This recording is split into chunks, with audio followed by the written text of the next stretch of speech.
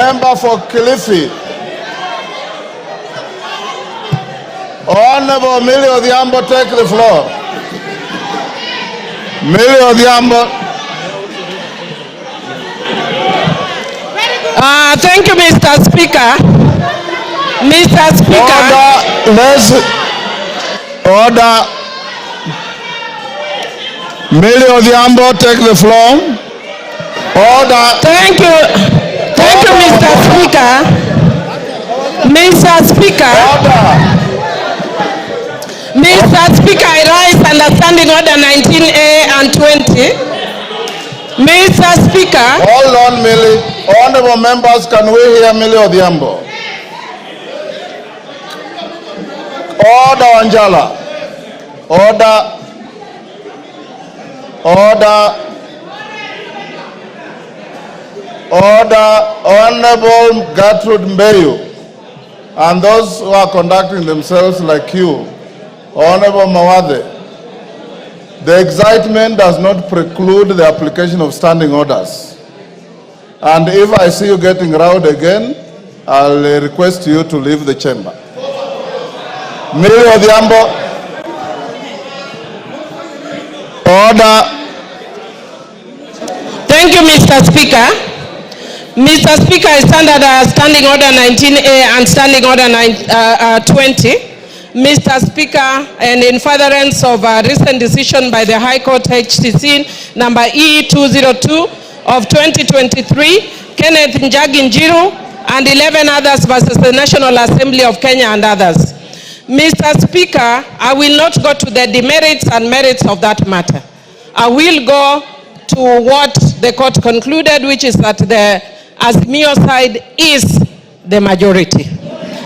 And based on that, Mr. Speaker, again, because I've said I'm not going to the merits and demerits of that decision, Mr. Speaker, I want to just indicate that I have therefore, as the majority party whip of Azimio, today handed over to your office a copy of that decision of the High Court with a letter that we are giving you according to the standing orders, our majority leader as Honorable Junet Mohammed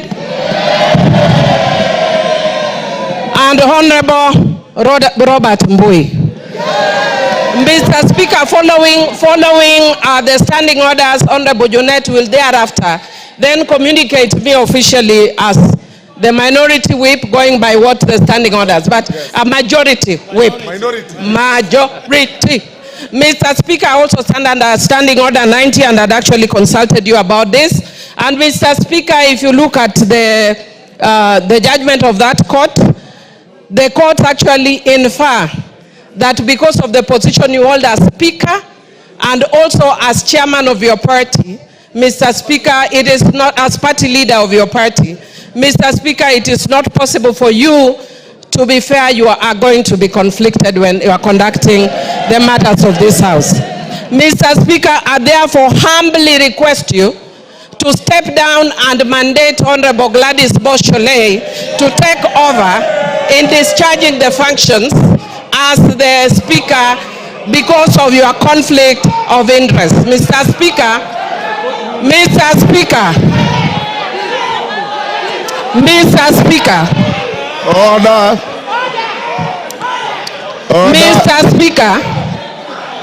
Mr. Speaker, in concluding, Mr. Speaker, because I said I'm not going to go to the merits and demerits of the matter, in concluding, I want to urge that as a parliament, we need to obey court rulings and decisions, even when we don't agree with them.